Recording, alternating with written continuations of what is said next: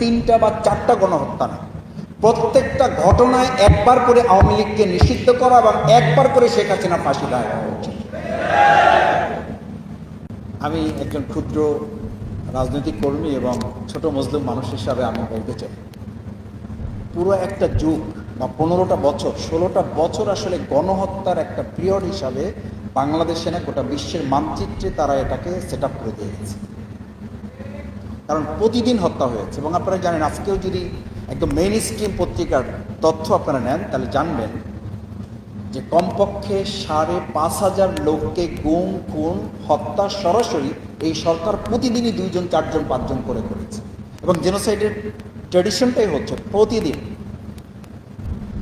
কোনো রকম ব্রেকআপ ছাড়া, মাঝখানে কোনো বিরতি ছাড়া এই কাজটি তারা সম্পন্ন করে।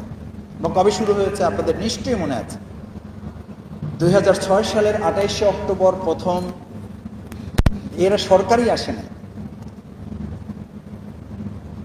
তারা তখনও বিরোধী দল, তখন তারা প্রকাশ্যে ঘোষণা দিল লগি বৈঠার মাধ্যমে তাদের নেতাকর্মীদেরকে রাজধানীতে জড়ো হওয়ার জন্য। আচ্ছা আপনি বলেন, রাজধানীতে কি নৌকা চলে?